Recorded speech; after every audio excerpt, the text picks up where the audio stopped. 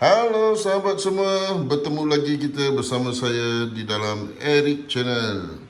Petang ni Eric nak masak ekor ikan. Ni bahagian ekor. Ekor ikan masak lemak tanpa minyak. Okey, ni kita ada bawang merah, bawang putih, bawang holland dan bawang bombay dan halia. Bahan-bahan ni kita kisar. Okey.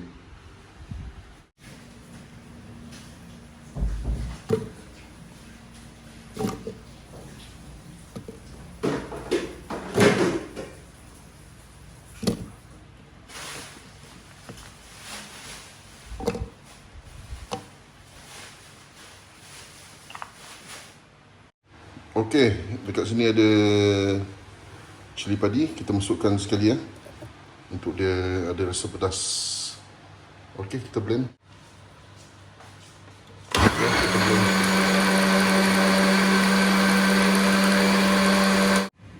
Okey, kita masukkan air terus. Ni Eric tak tumis. Kita terus masukkan air ni.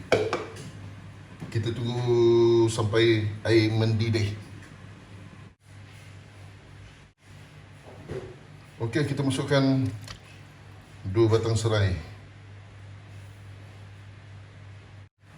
Okey, seterusnya kita masukkan bahan yang kita kisar tadi ya. Masukkan je.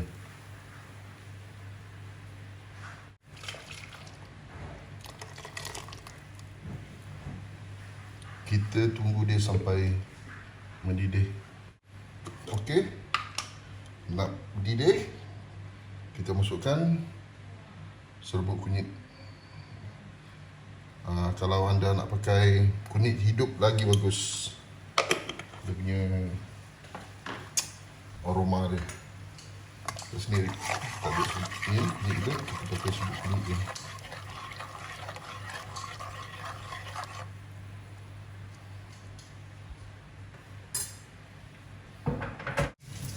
Okey. Lepas tu kita masukkan garam secukup rasa. Ajinomoto.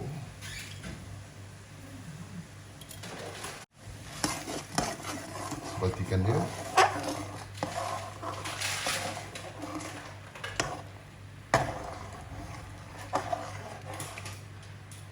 Ini masak lemak, tak ada minyak lah. Okey, terus kita masukkan kita punya ikan. Eric tak tahu ni ikan apa. Tapi kita masukkan je. Okey.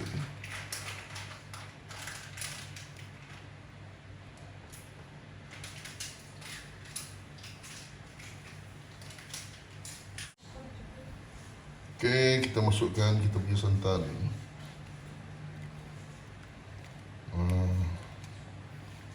Nak pakai santan apa pun tak apa.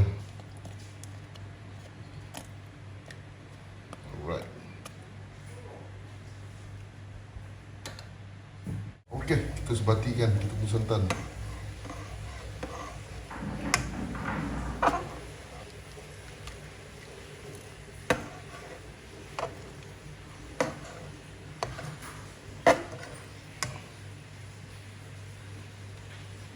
Okey, kita tunggu dia masak.